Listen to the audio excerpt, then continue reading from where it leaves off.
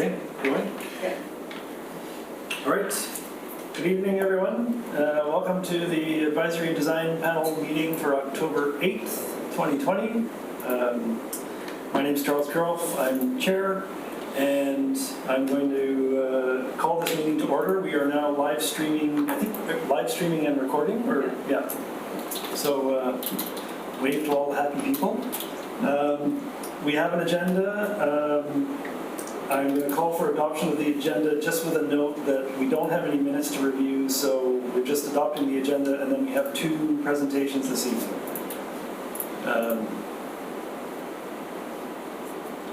Anyone, there's going to be no comments on the agenda, I don't think, so all in favor of adopting the agenda? And away we go. So yes, as I said, no minutes to review from last meeting. Tonight we have 2 presentations, the first of which is for 5320 Tanya Drive, and Lisa Brinkman is going to introduce that for us. Hello, everyone. So at this meeting, we're considering a development permit application for a vacant parcel at 5320 Tanya Drive. The applicant is proposing a multifamily development with 35 townhouse units. The property is zoned R10, steep slope residential, and falls within the Development Permit Area 5, steep slope, and Development Permit Area 9 for the review of multifamily development forming character. The steep slope development permit area guidelines and the general development permit area design guidelines apply to the proposed development. A significant ridgeline is located on the property, and the objective is to protect and respect the ridgeline in the development of the site. The proposed variances for the development are to vary the proposed building height, and this is for the 4-story units. So from 7 meters to 13.2 meters for 7 of the upper townhouse units, and from 7 meters to 8.2 meters for 3 of the lower townhouse units. And secondly, to vary the perimeter wall height for the 4-story units only. So this is a clarification from the design comment I provided. I didn't make it clear that the variance for the perimeter wall height is for the 4-story units only. So from 7.32 meters to 13.2 meters. And also a variance to the retaining wall height. So the maximum allowable height of a fence or retaining wall outside of the required yard setback is 3 meters. And the height of the retaining wall in the northeast corner of the site to support the access road is 5 meters at the highest point. Also, variance is proposed to the retaining wall between the upper and lower townhouse units. So approximately 2 meters of this will be a rock cut, and a retaining wall 4 meters in height will be needed on the rock cut. So a variance is needed for the retaining wall height of approximately 1 meter in this area. So that's all I have. Great, thank you. So I think we have Brian Kabrzinski. Are you going to do a presentation for us? I am, thank you.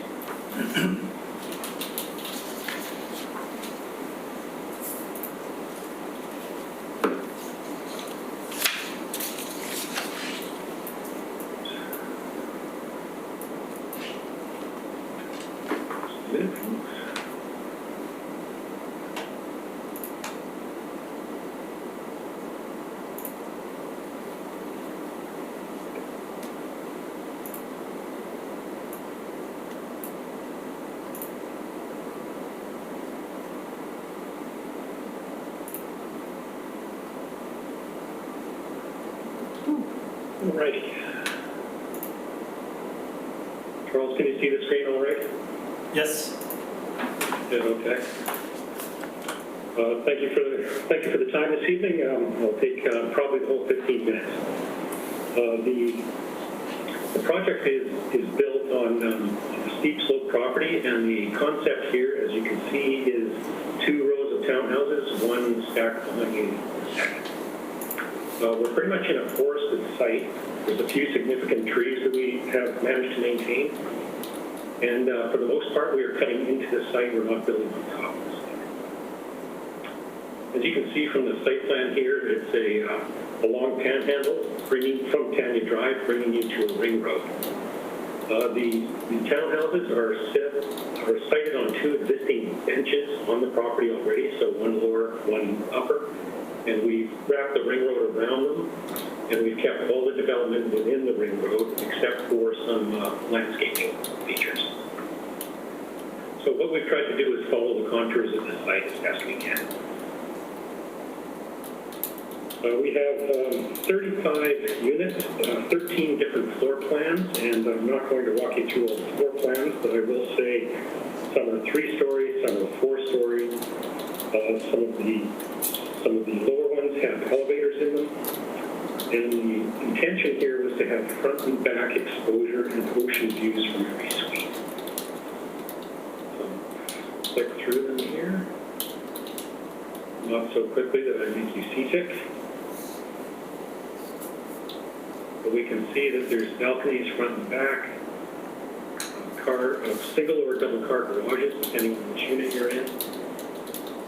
And some of the footprints are pretty small, so it's the smaller footprint ones that become 4 stories in order to get a workable, livable floor area.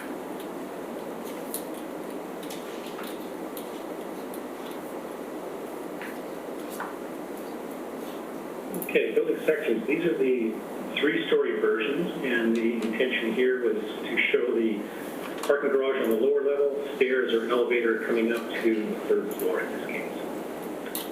These are 3rd floor units on the upper townhouse sections, and what we've always tried to do on the uppers is keep this bit of a curve on the roof. The intention with that is that you see the curve of the roof at the same time that you see the ridge, and what we're trying not to do is break the ridge with solid horizontal lines. So the purpose is we're trying to blend into the ridges as best we can. This illustrates the green box is the variance that we're requesting, and this is a section through the upper and the lower townhouses. And this is a light well that I'll be talking about a little bit more here. These are how the units stack up on the site, and you can see for the most part, this is the existing grade line. We're cutting into the property.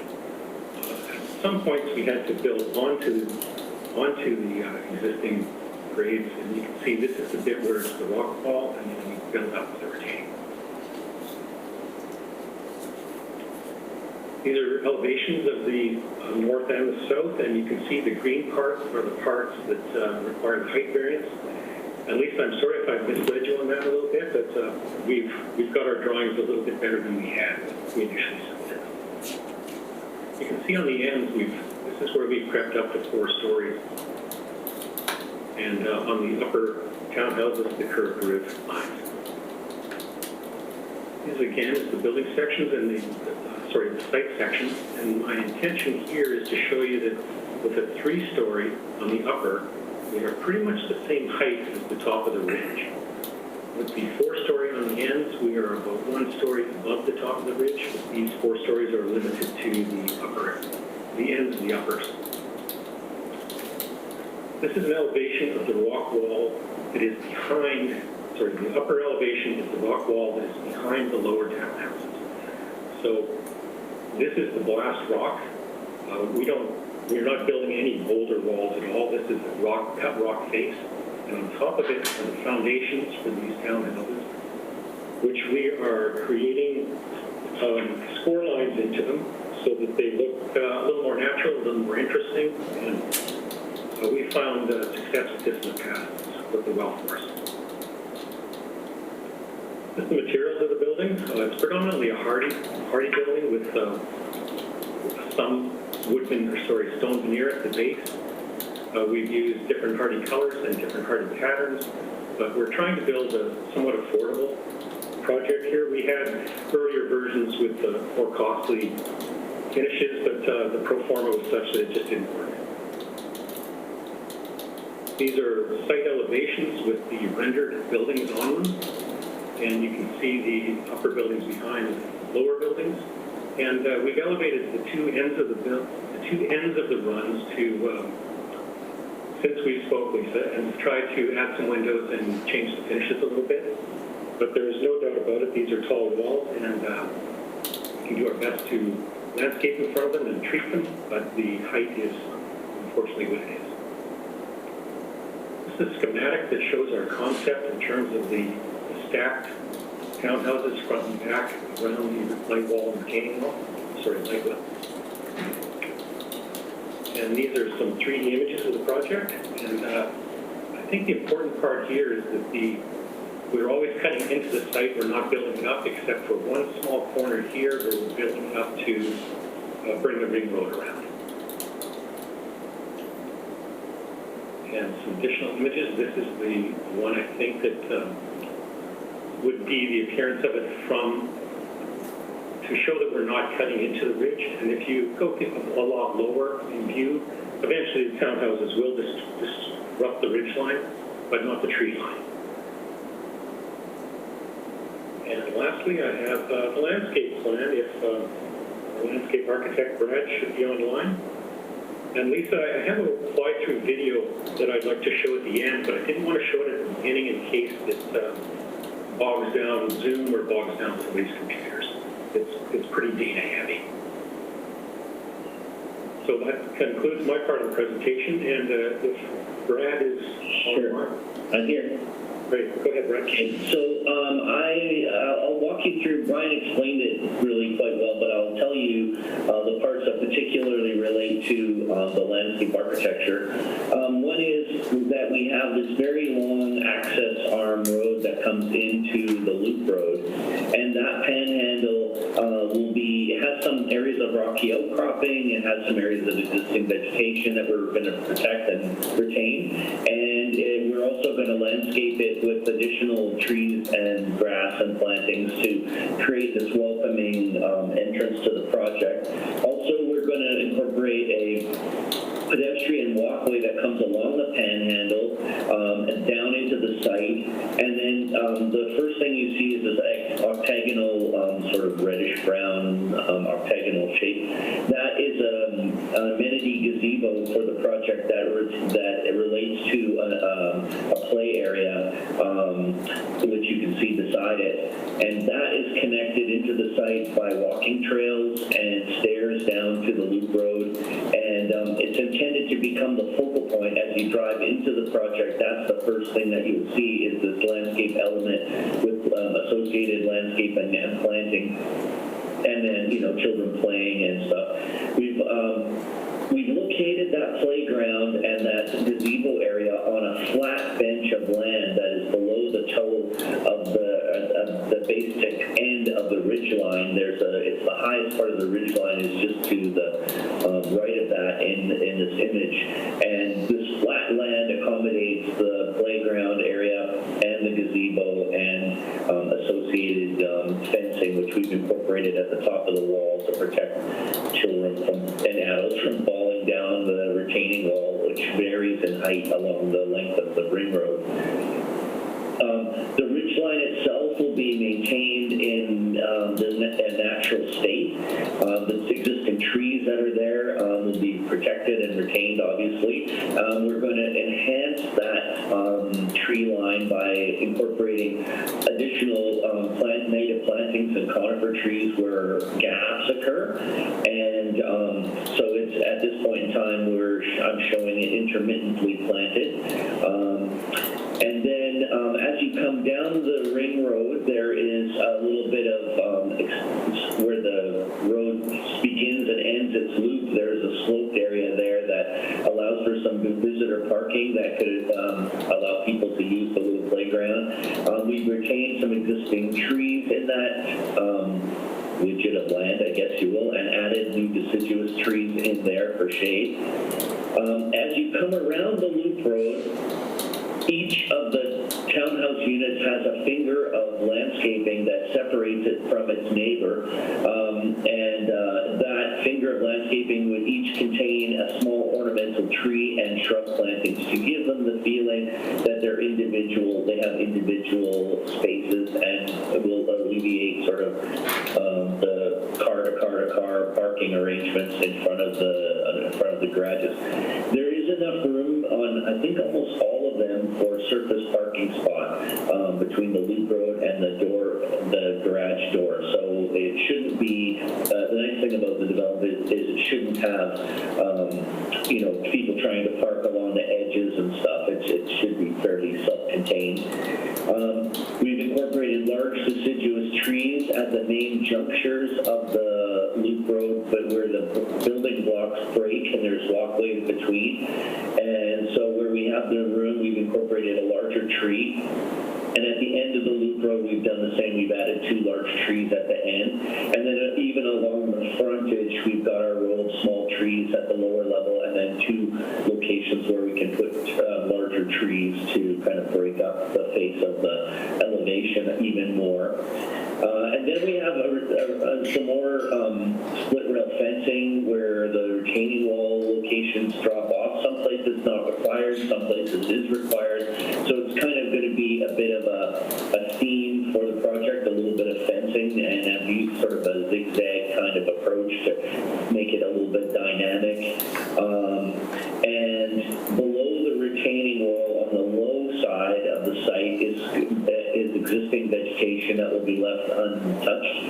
And we're going to restore the landscaping along the bottom and the base of the wall with native plantings to screen the wall. If you were below it, which is not common that you would be, but if you were down here somewhere, then you would have planting up against the base of that wall. A lot of native plant species used, drought-tolerant species, and that's it. Okay, thank you. All right, Joe, do you mind if we try the video? We can try it.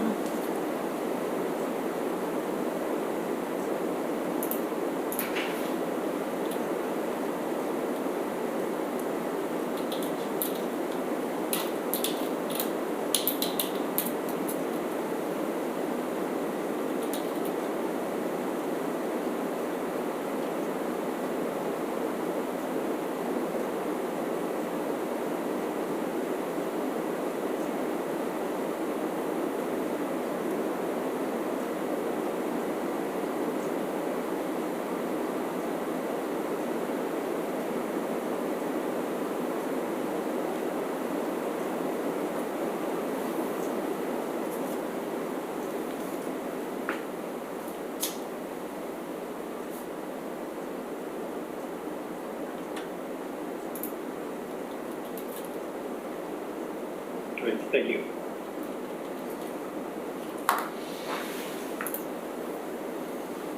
Okay, Brian, is there anybody else on your team to present, or are you done?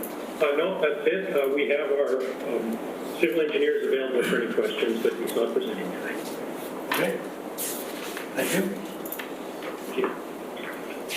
All right, I will, I've got lots of faces on my screen. I'm going to ask any design panel members, any questions for staff?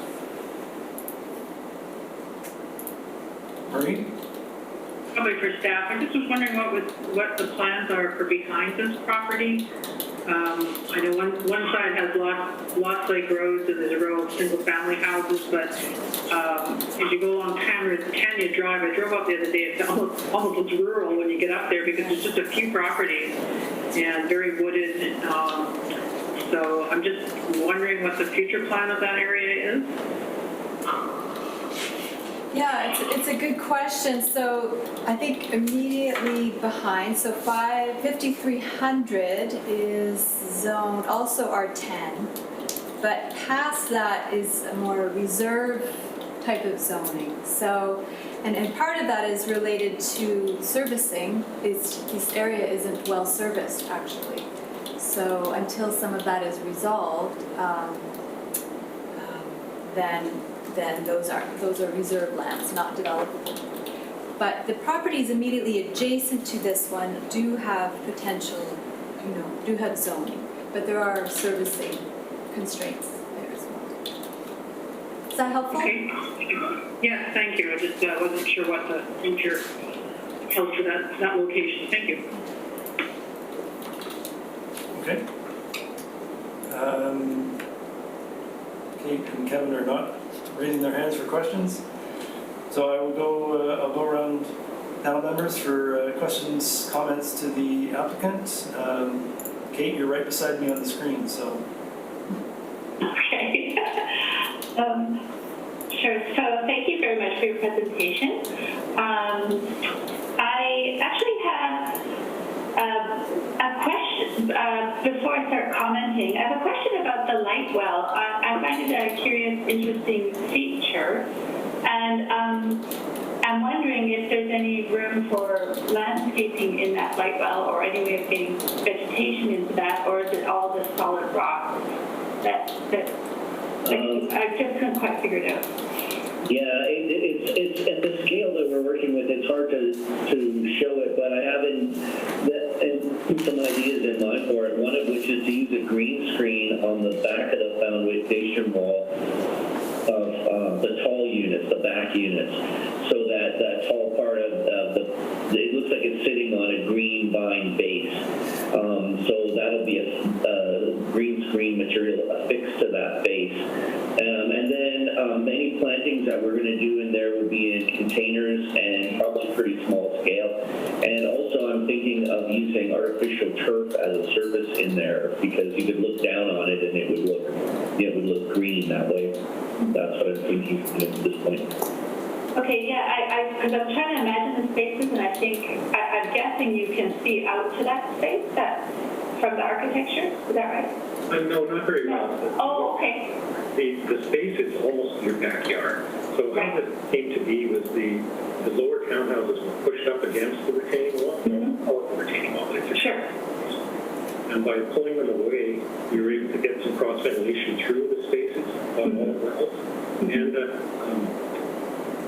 And some interesting patio levels in there. And as Brad says, I imagine it follows the green wall as well.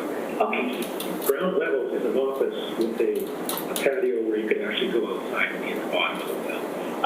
Okay. Yeah, wonderful. It just reminds me of more denser cities that I've experienced where you get these little peekaboos of green, and I think it's quite nice. So, but I don't think you need say turf, but rock is still nice looking.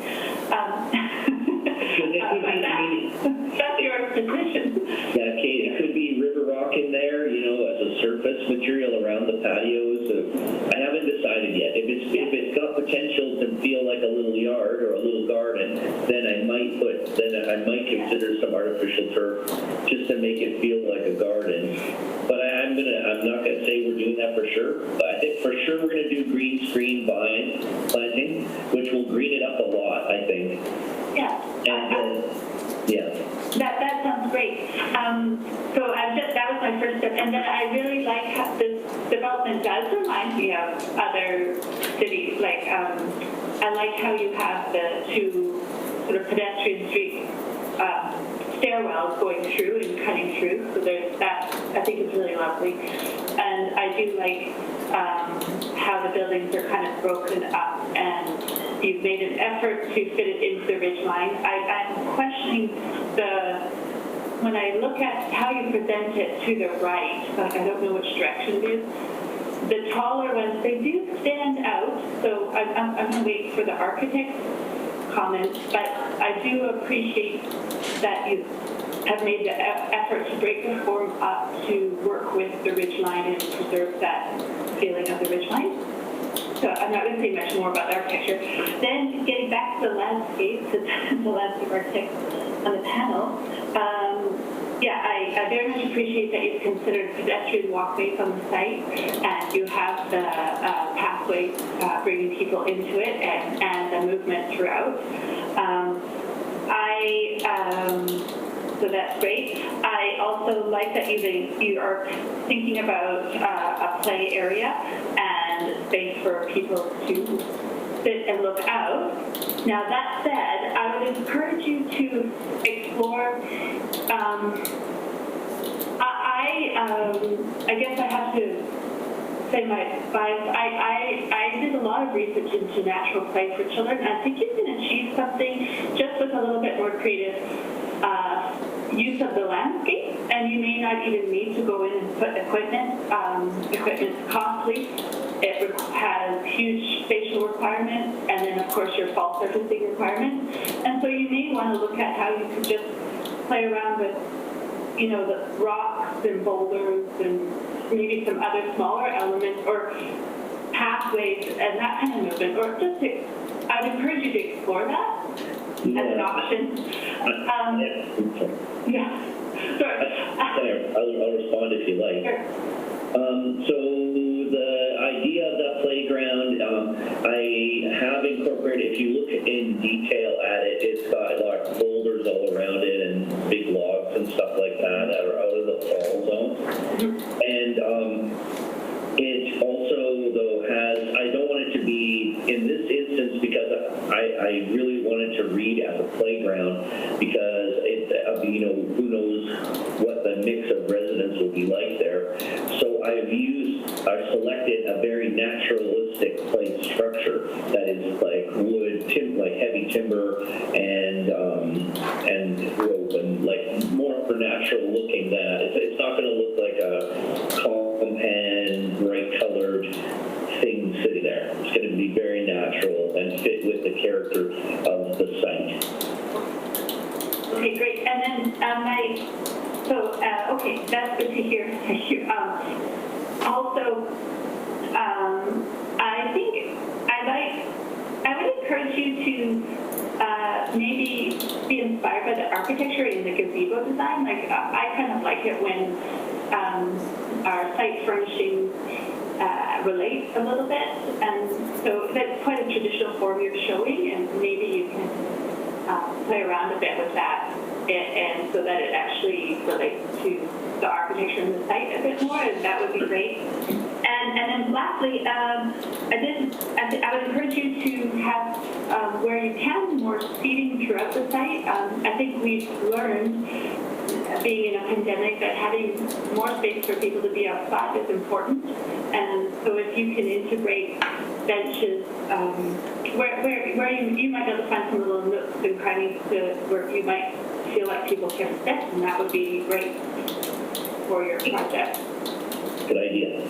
And last thing was, I really appreciate that you included large deciduous trees.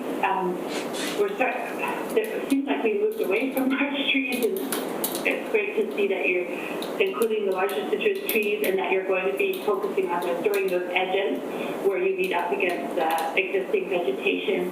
And happy to see that. Thank you. Okay, I think I hit everything for now. Thank you. Thanks, Kate. Yeah. Kevin? Yeah, thanks for the presentation, Brian and Brad. Very, very nice detailed package. I really appreciate the effort that you put into the site sections. It really helps put into context what's really happening on such a very difficult site. I really like how you cited the building. Obviously, it's probably really straightforward how you're going to do that. Like the form and character. I like the use of materials and how random you did your patterns and colors on the buildings. And the landscape concept I really like too. Some questions that I have. Does the split rail fence meet code requirements for a guardrail? Well, we're going to have to make sure that it does. I like it. I like the split rail fence, even though really where the contemporary project doesn't fit in. But in this type of setting, the site itself being heavily landscaped and treed and stuff, I think it would work really well. But you have some fence areas that are on top of some pretty tall drops, and whether or not that's going to work. So they are not adjacent to occupiable space, so the building code gets a little vague in that if you were like beside it, like socializing, you could fall out. But with it being the way it is, if I put enough rails in, then I think I can make it meet the intention of code. It'll be 42 inches high for sure. Yeah. And try and, you know, make it as not really a climbable feature as much as I can, I guess.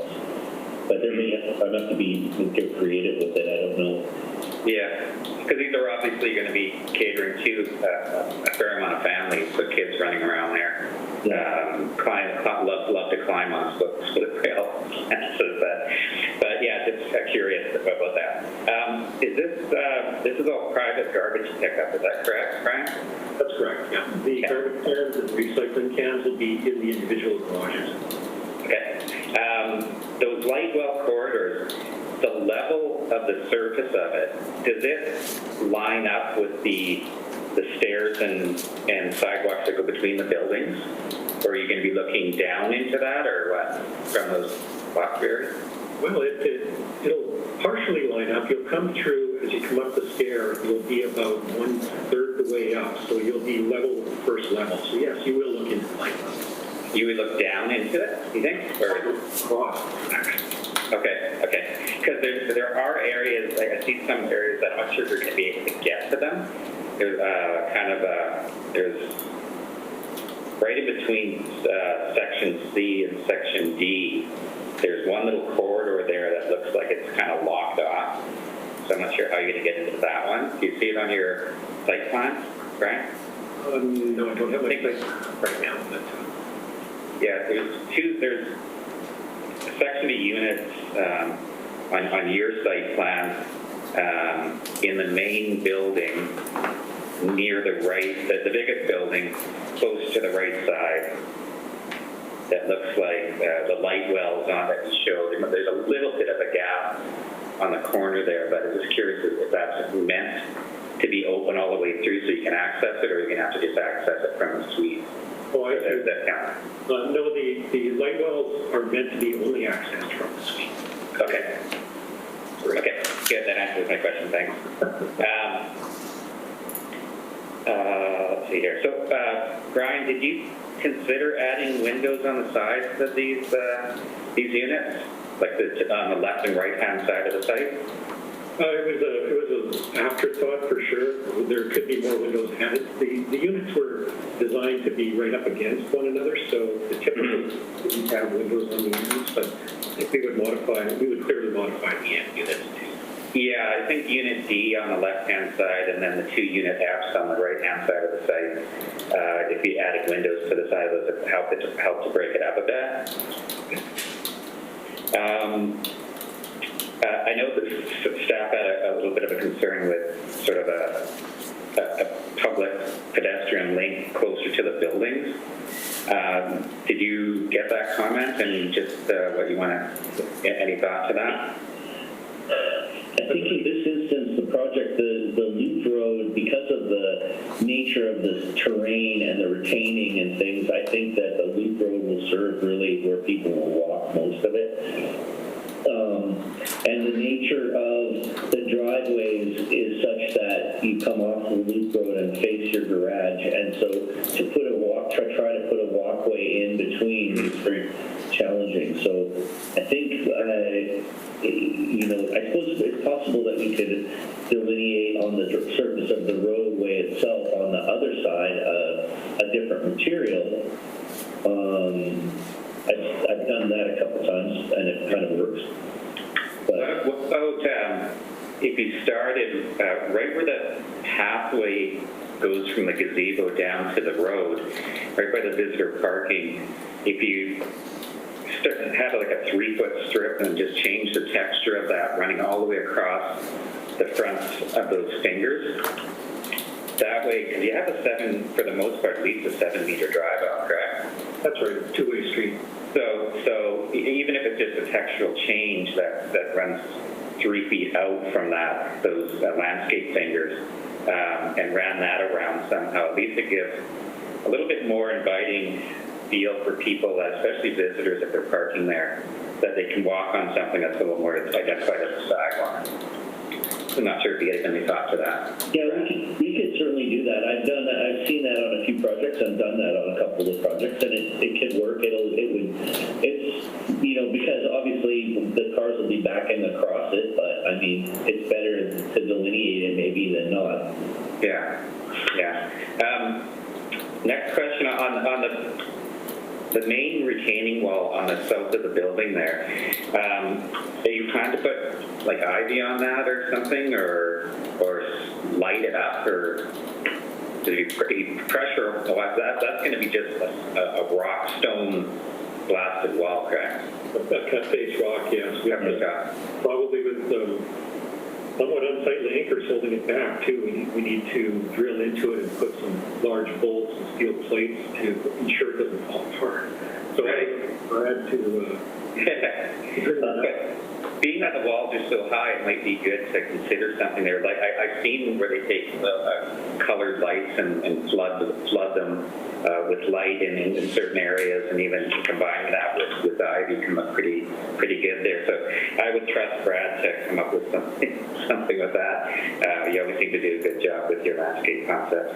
Yeah, I'm thinking of plants. I'm thinking in this instance more cascading plants like Tony Aster, Damarai. That would come from the top down, you know, like so. Yeah. You know, that may break it up rather than try and put something at the base of that wall. But yeah, it's challenging for sure. We'll definitely make. Yeah, I would say just some of the height cascading plants. There's very many that really grow fast. They're actually pretty good. Tony Aster's pretty fast. In a few years, it could go down as much as 6-7 feet down, and you know, it would take time to get to the bottom, but it could be done. But there's also self-cleaning vines and things too that we could use that would, you know, attach themselves to it. I'm not big on ivy anymore because it's an invasive exotic, but there are other ones that aren't really that invasive. So I'm sure we can figure out something. I'm with you there that it's going to be something that we're going to need to address for sure. Yeah, just because of the height of it. Some areas are 9 meters, I think.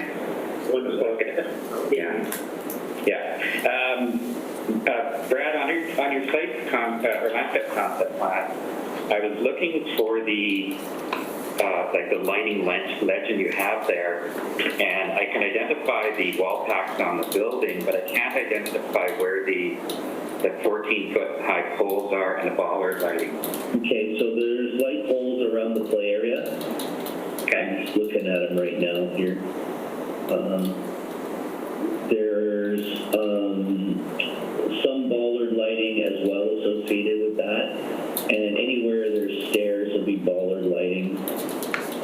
And then of course there could be, you know, I've shown wall lighting to indicate that every unit would have lighting that would be wall mounted, that would address the driveways to improve security. Okay. I think there could be some additional lighting, you know, I think even in the, you know, strategically placed in the light wells and things could be some night lighting and things too, right? Yeah.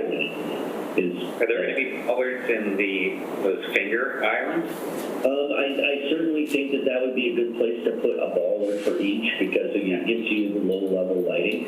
So I would say, yeah, we could put like a bollard in each of the fingers, and there's a lot of those. So there should be enough lighting there with that pedestrian safety. Especially if we're going to put that change of materiality there as well. On that one side, then I think that would be a nice, it would feel like the bollards are walkway lighting. Yeah, and I imagine you're going to need them on that trailway too. Well, I'm not really, part of the thinking on the trailway is it's kind of going through natural area, and my philosophy on that is sometimes I don't like those things because I think at night it's better if they're not lit, and then people don't go down there typically. Yeah. If you light it like a park trail, then people are going to potentially be wandering down there all the time. So I'm not really sure about that. If you would like me to light it, I will, but otherwise. No, I'm just curious because I could just see if it's dark, you know, at nighttime, somebody's on the south side, that trailway there, at the top of that wall, whether or not that would be considered very safe if it wasn't lit up in some way. Yeah, well, I've also created a bit of a separation between the trail and the fencing too, so there will be some planting and stuff along there as well.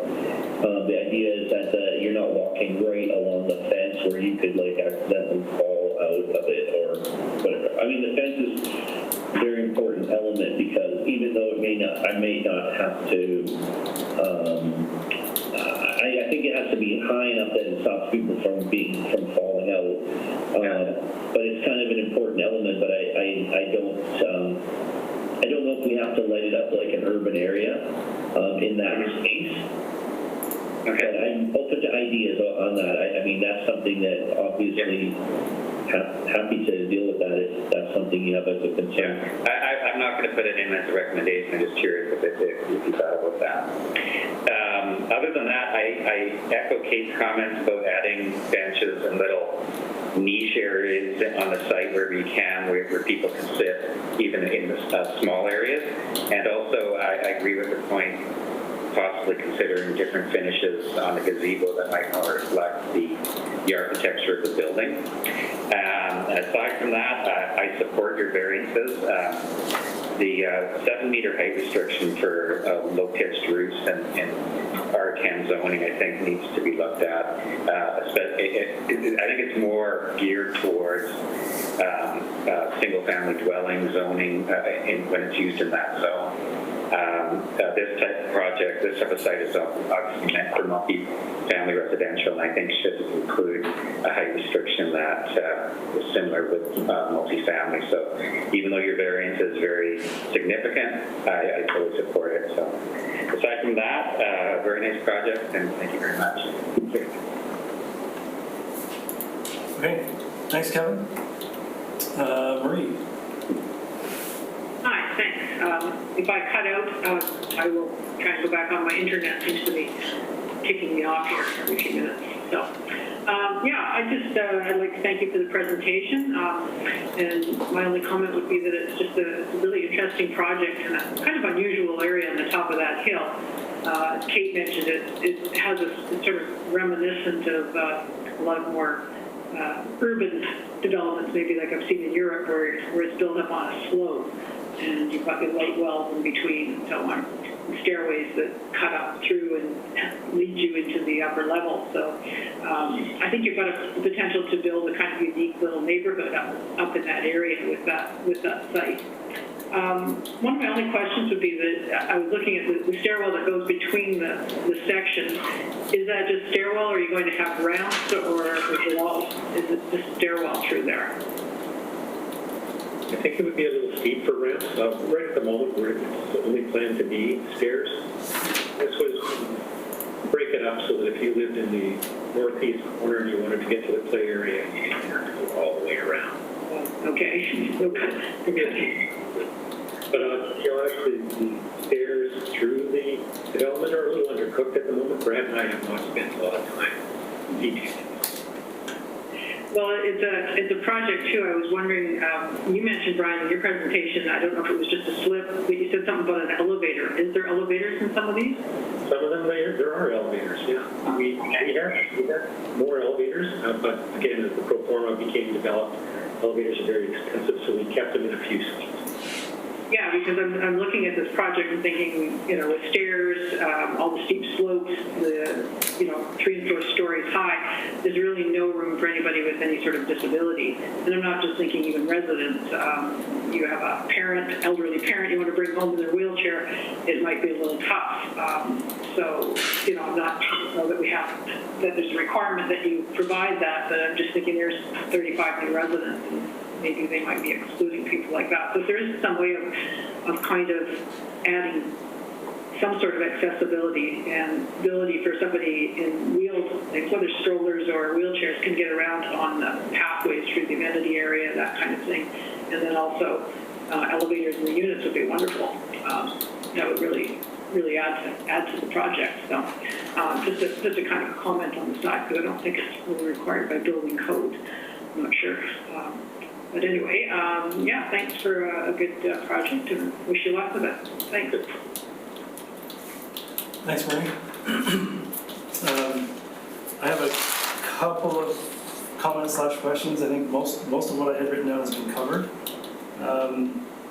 But one, surprisingly, because I thought Kate was going to jump on this one right away, the biggest feature, I think, or whatever I see, is the upper units overlooking the roofs of the lower units.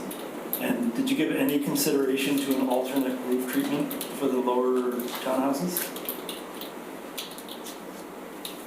Brad, I'll take the first run at this one. We had walkout patios and all kinds of nice things up there, but the pro forma kind of took away all of our roof gardens and much roof development at all. So other than a colored roof membrane for the upper units to look across, we haven't really done much with it. Okay, I would just encourage you to, if you can find the money in the budget to put a little bit of gravel on those roofs or something, that would be nice. All right. Thank you. I have a few comments, and again, they're not really forming character. They're more, one for example, I know your grades are crazy. I can't find anything that shows me exactly what all the grades are on your access roads. But are you confident, are you okay with fire truck access on those roads? We are okay. We spent a lot of time studying that actually, and the two ends of the ring road are at the fire truck max. Okay. And then just a quick question about the light well. I see on one of your sections, I can't remember which one it is, but it shows a 4-meter distance between the buildings, and I think that's because there's a step back in the lower unit that gives you that 4 meters. So is the light well typically 2 meters? Or is it 4? It varies between 2 and 4, so the width of it does change. Okay. But for the most part, Charles, it is actually 2.2. I think. Just over 2 meters, yeah. So yeah, echoing the other comments and what Brad was saying, I think the green screening, landscaping of that back wall is going to be crucial. It makes a huge difference if you're looking at a retaining wall or if you're looking at something natural, and it's kind of right in your face, so I think that's going to be very important. Agreed. Thank you. So yeah, those are my kind of main comments and questions. It's a super challenging site and interesting approach. You actually commented, I was going to ask you the question about did you look at pushing the lower units tight against the back wall and just making them single orientation, but you said that that's kind of where you started and then you moved away from it, so yeah. Making for pretty unpleasant sweeps down there without cross ventilation, and it was a missed opportunity. Yeah, there is a comment in the staff report about looking at the 4-story units, the floor-to-floor heights, and is there a way to reduce the height variance? And I don't know that you need to do that, but I do want to just throw in the exiting from 4-story townhouses can be a challenge. So just have a look at that. Thank you. Okay, so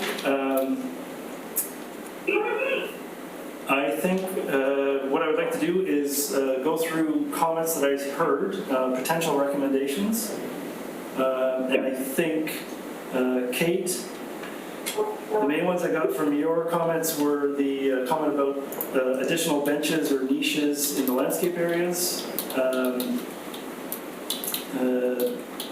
natural play opportunities, and the gazebo design being more related to the architecture. So would that be the two, the niches and benches and the gazebo? Yes. Okay. Yes. Yes. And Kevin, you had the comment about the paving, the pedestrian paving strip within the drive aisle in front of the driveways and landscape areas?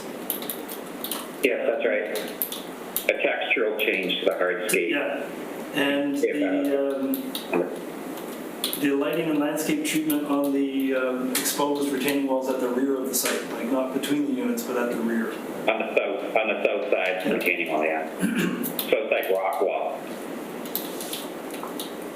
Okay.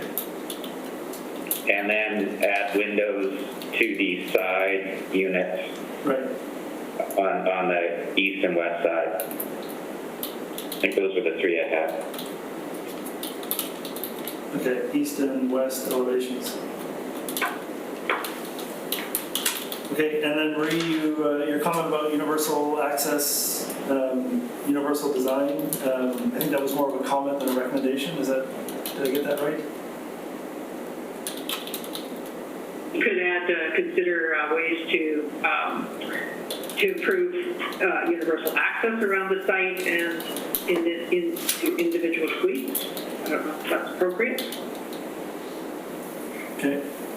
I believe there's 9 units that have, The elevators? Yeah, and I think if, well, it's not a motion yet or anything, but I think universal access on the site would be almost impossible. Oh, would it? The length of ramp you'd have to do to get around those corners would be crazy. But I think within the units, and I think within the units it's important, and they have actually picked that up, so. Okay, whatever's appropriate, thanks. Okay, so I think that's 5. We have benches and niches in the areas in the landscape, gazebo design related to the architecture, and the pedestrian paving, or change in paving for the pedestrian walkway in front of the units in the driveway. I lost one. Additional glazing on the east and west elevations, and lighting or landscape treatment on the high exposed south retaining walls. Did I capture all that? yeah. All right, can I ask for a motion, please? I'll make a motion that we accept the application as presented with those 5 recommendations and support for the variances. Can we talk about the variance for a second? Yep. Sure. So is it, I guess this question for the architect, is it the unit, I saw in the site plan that the units are labeled, so unit F, are those the ones that are extending the most, that you're asking the greatest variance for? Yes, I believe the end ones are the end ones are the 4 stories, and I don't recall the half story. Okay. Yeah, I think it Also is. B and C. Okay. Yeah. And I just noted that they do stand out in the design, that they stand out as being taller. So I don't know if anyone has any issue with that. I don't have an issue just because of the site location. I don't think it's going to affect, they're sort of up on a crown. I don't think they're going to be affecting anybody's view. That's just my opinion, but, and again, like what I mentioned earlier, 7-meter, 23-foot height restriction for a site like this is, I think it's unfair, so.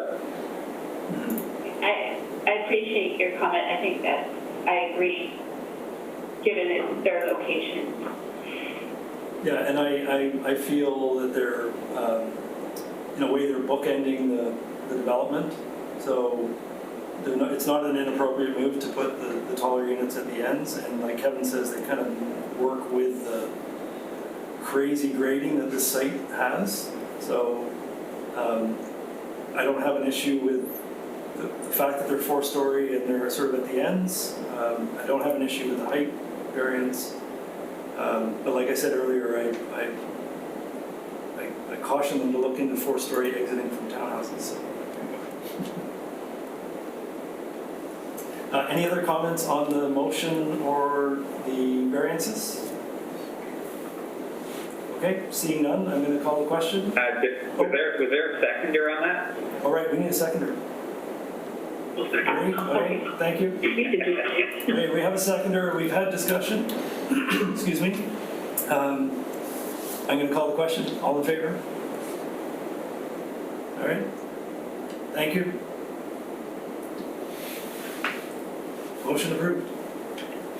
Great. Thanks. Thank you, everybody. Well done, you guys. Thanks. Thanks a lot. Thanks, everyone.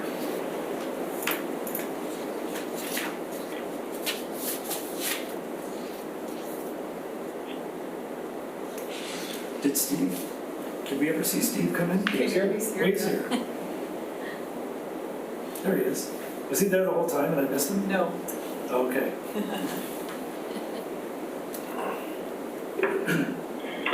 Yeah, I just came in the last 5 minutes, so I didn't feel like I should be voting on that or Okay. anything. Okay, And sorry, go ahead. I'm not part of the panel on this other project, Charles, just, Yeah, you're on the project side, right? Yeah. thank you. In the old days, you have to actually leave the room, so. Okay, we have another second application for various addresses on Nickel Street, and Caleb's going to introduce it for us. Yes, thank you. So the next application on tonight's agenda is development permit 1202 at 427, 449, and 455 Nickel Street. These three properties are zoned Community Corridor, Corridor 3, and are currently vacant, and they are within the South End neighborhood. The relevant design guidelines are the General Development Permit Area Design Guidelines and the South End Neighborhood Plan Urban Design Guidelines. The applicant is proposing to construct a 4-story multifamily rental building with 35 residential dwelling units. At this time, one variance has been identified and requested, and that is a variance to reduce the required parking from 48 parking stalls to 38 parking stalls. And yes, with that, I would invite the applicant, Island West, to share their screen. Or sorry, I should, or I don't know if it's Patrick or if it's Dave. David? I will be talking tonight. Great. Okay. Good evening, everyone. Nice to see everyone. Thanks for the opportunity to kind of describe this project to you. I'm going to share my screen here with you. Let's do screen 2 to start off with. Just let me know when it's up. Yep, we can see it. So 427 Nicole Street is off of Highway number 1. So it's a pretty, everyone has probably driven it, and it is, especially in this area, more of a car or vehicle-centric street. One of the things that we did notice once we were looking at the site and walking around it, that it is, this is an open site because right now it's empty, but the majority of it, as you're walking or going by it, it's this kind of treatment, which is everyone kind of puts their back towards it. And similar to the other sides, there's a lot of screening, but these are single-family homes. The contour of it does go towards, and you can see peekaboo views of the water. Something else that really struck us right at the beginning of seeing this was that there are some significant trees on here, and we did, as I'll show you on the plans, try to maintain this. I think it's a benefit for the community, benefit also for this project. Okay, I'm going to switch you to.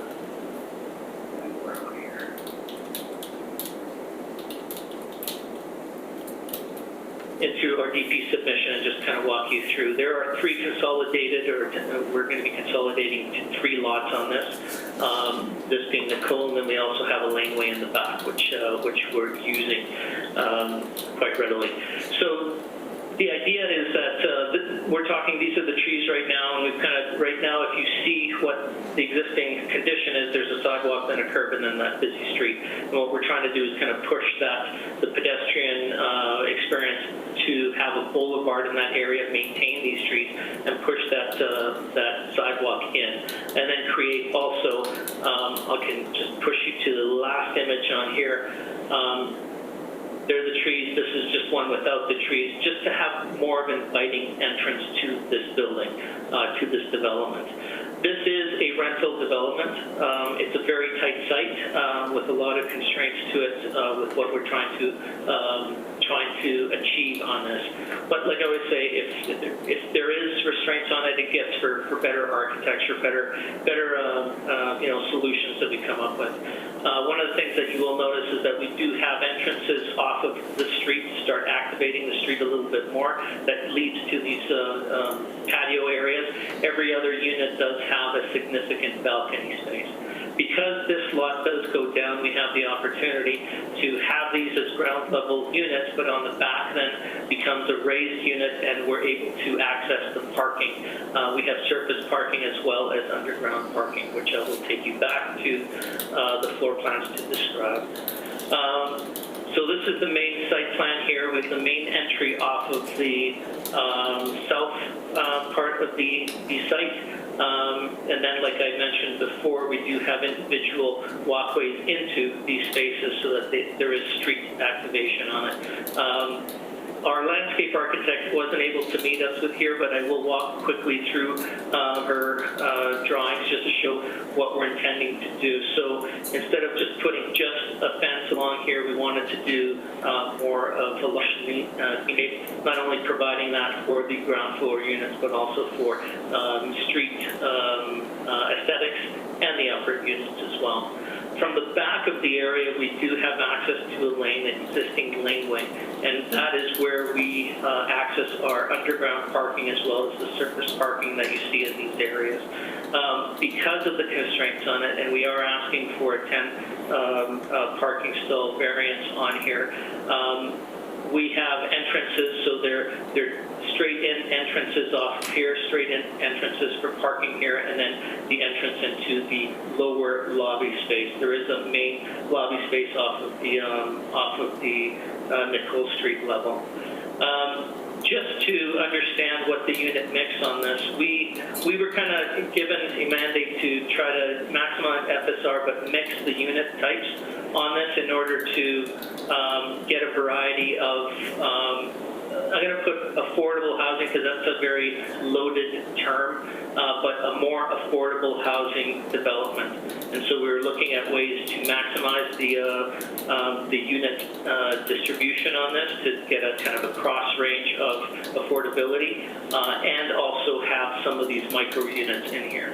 And the reason that we are asking, we do have 1 bedroom and micro units, and they tend to have less than the typical parking spaces that is required.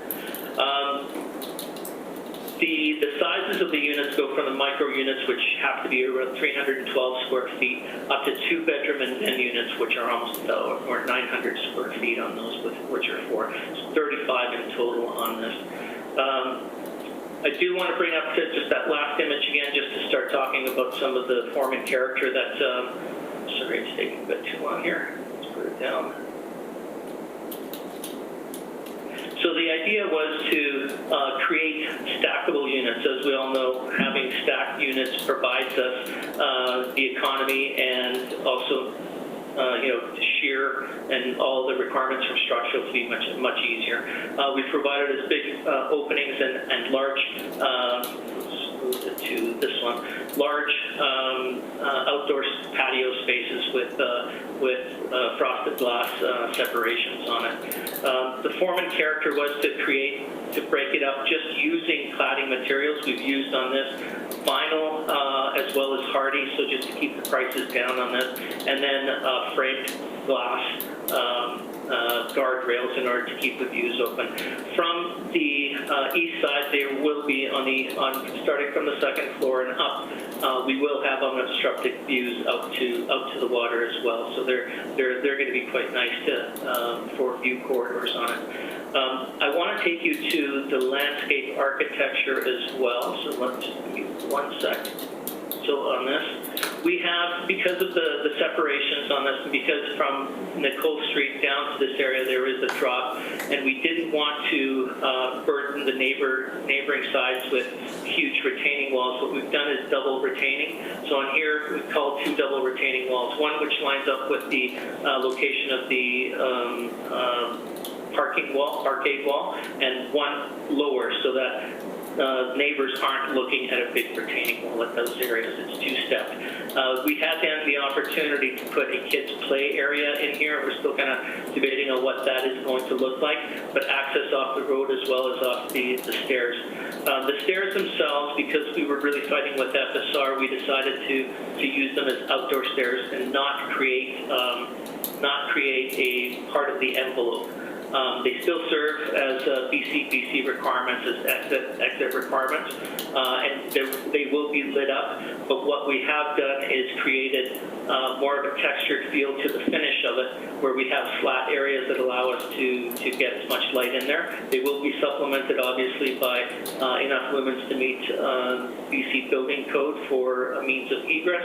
And then on the landscape, we then have also talked about putting in some landscape that will become more of a living wall and climb up that area and integrate itself with that as well.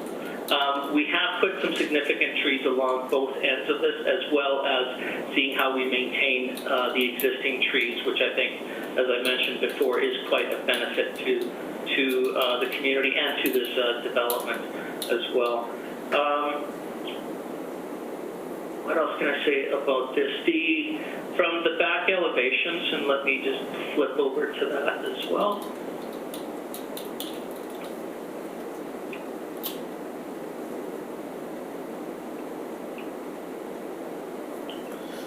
So from this axle view, you can see that on this side is Nicole Street. It does slope down here, which gives us the opportunity to open this up as a breezeway parkade and reduce the amount of mechanical systems that we would need to ventilate this area.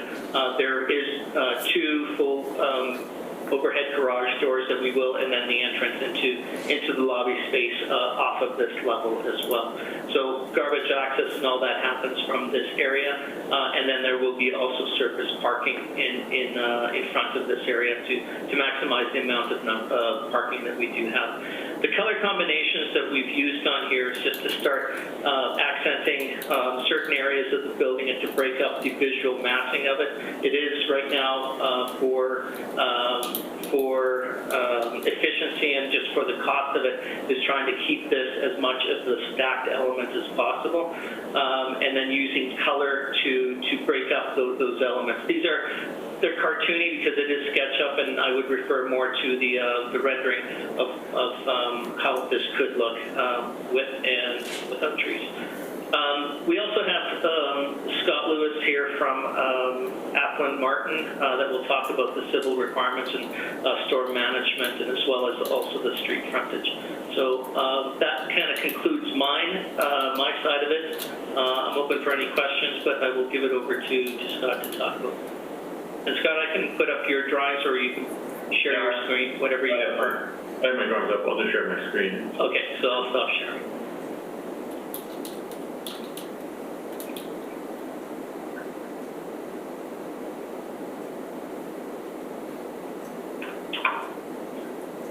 Okay, just let me know when you guys can see that. It's up? Okay, so hello everyone. I'm Scott Lewis from Applin. We're the civil consultants for the project. Here's our standard development permit package that we've been putting together for the city of Niagara Design Advisory Panel and DP application. This is general notes. We've got our site plan, which basically depicts all of the sort of servicing that we have. I'll just quickly run through a couple of the highlights of the servicing, and then I'll get just into the stormwater management. So, to sort of servicing for this site, we've got an existing water service that's actually coming across Nickel Street that we're going to utilize. Existing storm and sanitary sewer heading down the lane. We're going to utilize the existing connection, and we're going to run straight into the building sanitary sewer. Zoom in a little bit. And then with the storm being there, we're going to provide a storm service into our storm detention pipe, and I'll explain that a little bit further as I get down the package.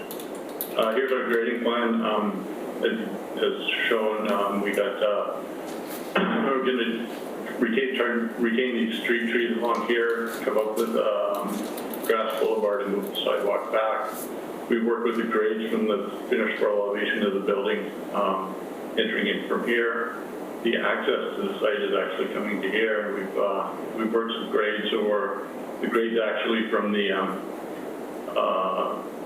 where we're proposing, we vary from 1% at this end to a 2.5%, so we've actually worked out okay. and then we can utilize this all the way along as these, as David had mentioned, they'll be accessing into the underground parkade through this. So this is just going to be open. We've provided some catch basins along here. So from the stormwater management perspective,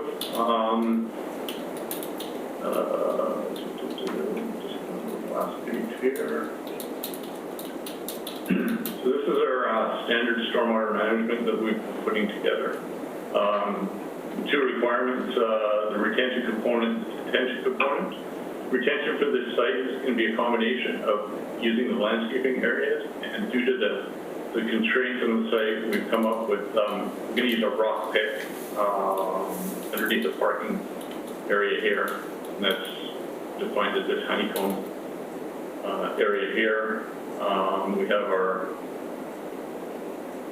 retention calculations. So for this site, we need 51 cubic meters of retained stormwater retention on the site. We're using the soil volume from the landscape. We're using the rock pit. We've come up with the numbers balanced. The second portion of the stormwater management is the detention. And what we've done is we've done the standard 2 and 5 year calculations, and we've come up with a storage requirement of 5 cubic meters. 5 cubic meters we're actually storing in a 450 millimeter diameter pipe. It's going to be run in this lower access / parking area.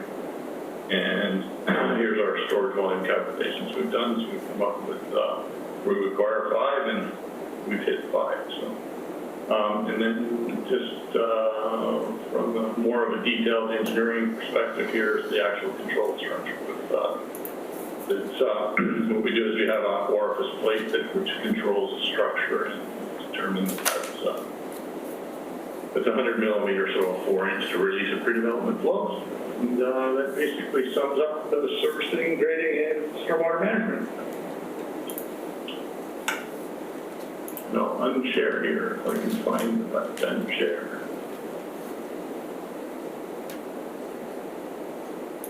Okay, thank you. David, did you have any final comments or anything to say, or is that it? No, I think I've covered everything. I did have one point written down that I did not mention. So part of the programming that the clients had asked us to do is to do about 20% in accordance with CMHC. I don't know if they are pursuing that, but it was some of the criteria that we were asked to provide, so sizes and mixes of units as well. Okay, sorry, does that mean you have 20% are CMHC compliant accessible, or that was the goal? 20% of the units would be affordable per CMHC guidelines. Okay, thank you.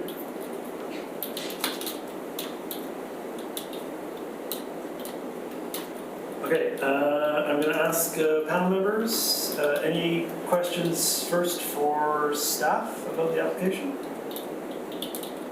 Nope. Okay, pretty straight ahead.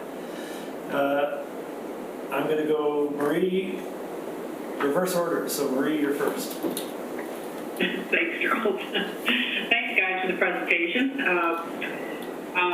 I think it's we've done a good job of making it an attractive building for this sort of development, and it's going to be really nice to see something filling in some of those gaps along Nickel Street. And I appreciate the thoughtful landscape design in terms of sort of pushing it in towards the building a little bit, adding a bit more of a boulevard, retaining the trees, having a play area. All of those things I think really add to the development. Also pleased to see that a lot of the parking is underground. My only question I had for you was about the stairwells.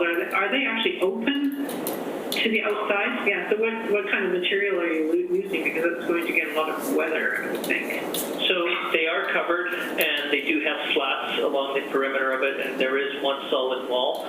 We just couldn't completely enclose it to be considered as part of the envelope because of FSR issues on it. So it's pretty well protected. We do have the idea that we've called it out as wood stairs, but after discussing this with IWCD, it most likely would be moved over to a steel stair just for longevity of it. And they will meet all requirements for exiting. Yeah, I think that's a bit of a concern here. One of my neighboring buildings where I live is actually undergoing some reconstruction because of rotting stairs, and their hallways and stairways are open to the weather.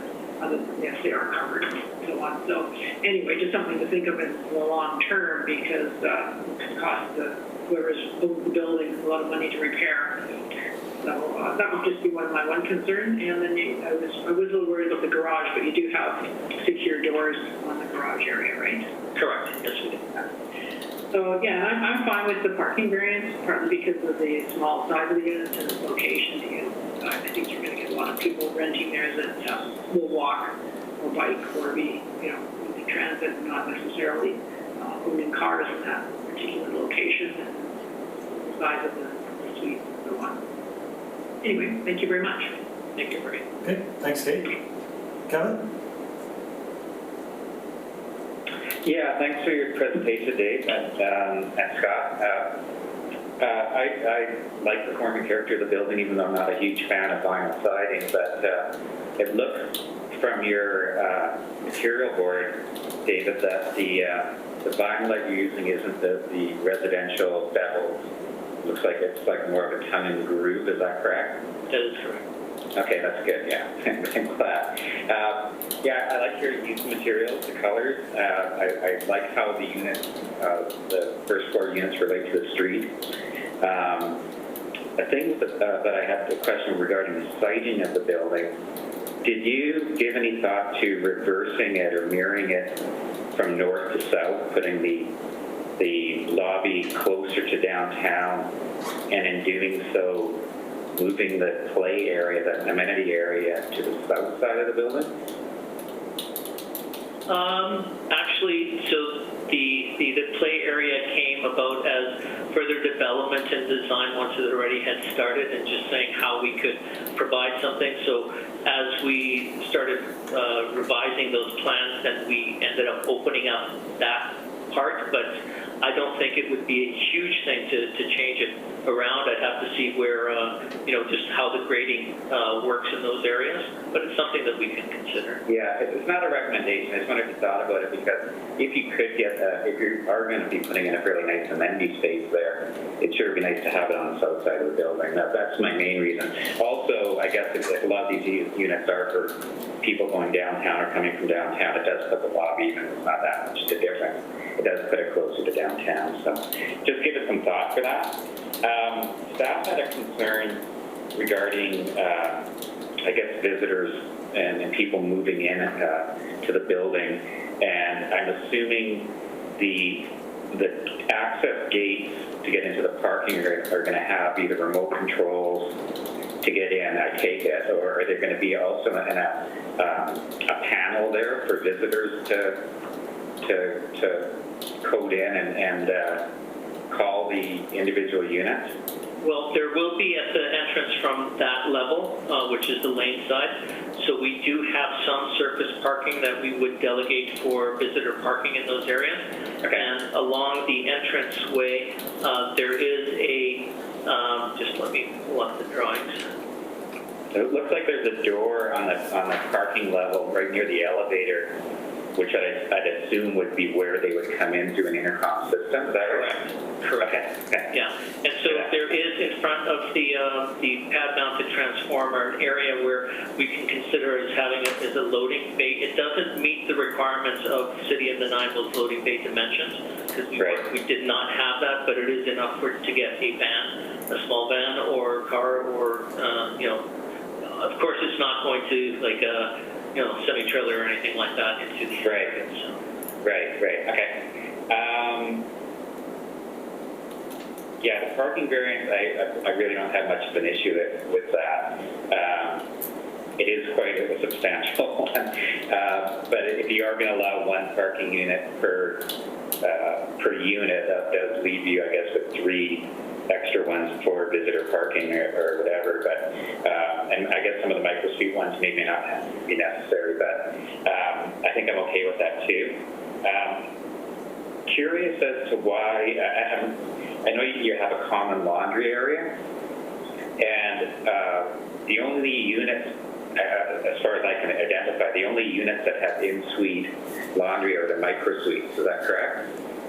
I think that was a leftover. The idea is that it is a communal laundry area for the building.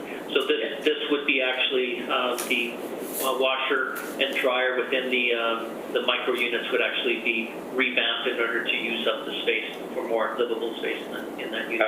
Okay. Yeah, I always find whenever possible, I know my kids live in rented spaces, and they obviously prefer to have their laundry within a unit, and anytime you can get it in there, I'm not sure you'd have to sacrifice to do it, but anytime you can get them in there, it is obviously much more desirable. But that's not a recommendation, that's just my opinion. So other than that, I'm totally fine with the project, well done, and it's another much-needed project in this neighborhood that will hopefully really revitalize the neighborhood and get things rolling more. So thank you very much, David.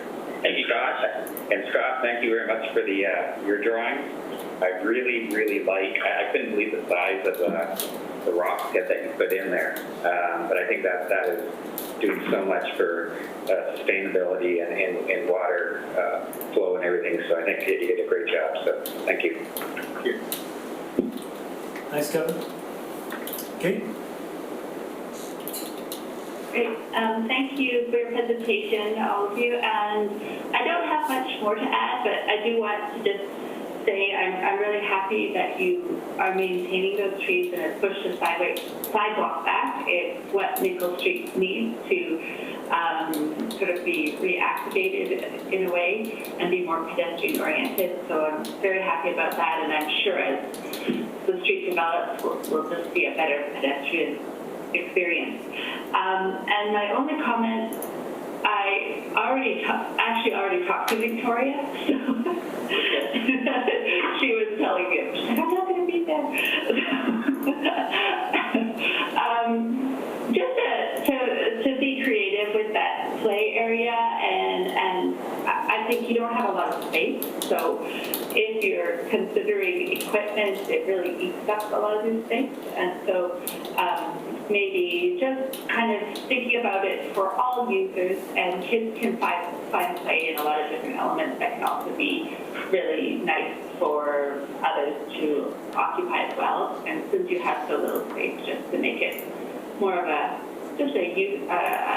communal kind of space, I think would benefit your project over just focusing on light and ice, would dare say. And I agree, considering it being on the south side is a nice idea versus the north. But other than that, no, I have no comment. I think, this will be great for the street. I'm happy to see something happening there. Thank you. Great. Thank you, Kate. Thanks, Kate. Okay, as usual, I think almost everything's been covered by my colleagues, except one, and I think it's also in the staff report. So I like a lot of things about this project. I think you've done a really good job addressing Nickel Street. It sort of sets a tone for Nickel Street that's amazing, and very happy to see it. But then there's nothing on the lane, and I know it's just a lane, but there's a staff comment about thinking about maybe moving your visitor bike parking from the play area down to the main entry off the lane, and I would concur with that. And then just doing something at that main entry to differentiate it from the sea of parking, and sort of highlight it more as an entrance. Paving doesn't have to be landscaping; it can be paving and material treatment or lighting or whatever. But sort of make sure it's a nice entry off the lane, not just some nasty back door. And then my only other, nobody else raised it, but my only other thought was that and I think it's in the staff as well, the screening that you have to the parking right now is shown as sort of undifferentiated vertical aluminum bars. It would be nice if you sort of just did something a little bit different between the doors and the rest of the screening to make it more of an elevation on that facade. Give it the same kind of attention that you're giving to Nickel Street. I know it's the back lane and it's just parking, but it would be nice just to give it a little bit more pizzazz or something. So, but otherwise, I think you've done a great job fitting in this project on a site, and it would be a great addition, as everybody else has said, to the street. So, with that, I get to do my summary survey thing. Marie, and the open stairs. I know, Marie, you mentioned the open stairs, and I was going to comment on it because they can be difficult, they can be a problem when not done correctly, but when they're done correctly, and I think they're already halfway there, or more than halfway there, because they're screened and they're covered, and now they're talking about doing them in steel or aluminum or whatever. My only other comment to that is I would highly recommend putting your lighting for your stairs on motion sensors. We have a lot of projects in Victoria that did the exterior walkway thing, and they're lit up like, one of the projects, they call it the prison ward, because they're lit up all day long. So if you have exterior stairs, if you can have your lights turned off, it makes a huge difference. So, not a recommendation, just a comment. That's a good point, because the building near me too, the same thing, it still actually affects our building. The neighbors, yeah. So Marie, like the open stair thing was sort of your main comment. Did you want to make that a recommendation, or was it just a be careful? No, it sounds like they're addressing it. It was just a concern. Okay. Kevin, I think your main recommendation would be to consider flipping the building to change the orientation of the entry and the play area, or the landscape area? Yeah, I think if Kate's on board with it, I'll put it in as a recommendation. Unless there's a real reason why it can't be done, whether it's because of the slope of the site, and I think the site's pretty consistent in how it slopes, but if there's a way to do that, I think if Kate's on board and Marie's on board, I'm for it. So. I think it's an excellent idea, Kevin. Yeah, I agree. And moving the door closer to downtown, because I think that's where your pedestrian traffic's going to come from that direction. Okay, I think we'll make that a recommendation. And Kate, did you have any recommendations, or are they all just really good suggestions? Just suggestions.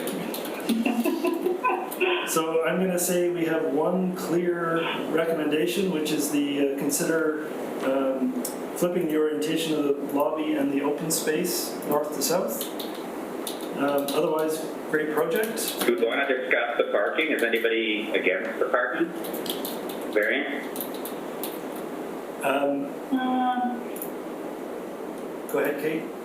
I'm okay with it given the location of the site and the type of mix of units. Yep. And I agree. I was just going to say I think Kevin, you said it is when a variance goes below the actual number of units, you begin to question what's the impact on the neighborhood. But we have 35 units, 38 stalls, a bunch of micro units. So I think we've got a 1-to-1 ratio with a few visitors. That's, in my book, that's pretty good.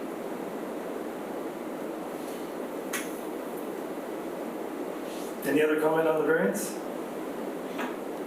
Okay. Can I ask someone to throw a motion on the table? I guess I'll jump in again. I would make a motion to accept the application as presented with support for the parking variance and that one recommendation. Yeah. I'll second it. Kate seconding. Any further comment or discussion? Seeing maybe yes. I just want to say one thing. I agreed with your comments about the laneway. I forgot about that, and I think we could always pay more attention to the lane experience. Okay. Great. Any other comments? Seeing none, I will call the question. All in favor? Okay, unanimous. Thank you very much. Motion approved. Very much for your time, everyone. Yep. Yeah, thank you, everyone. Have a good Thanks, night. guys. Have a good night. Okay, I think we don't have any other official business except to motion to adjourn, which I don't think we need a seconder for or vote on. I don't know how that actually works, but thank you all for Motion to coming. adjourn. Motion to adjourn, okay. Thanks for your time. Okay, see you guys next time. Bye, have a good night. Bye. Yeah, bye. Goodbye. It was at 6:30.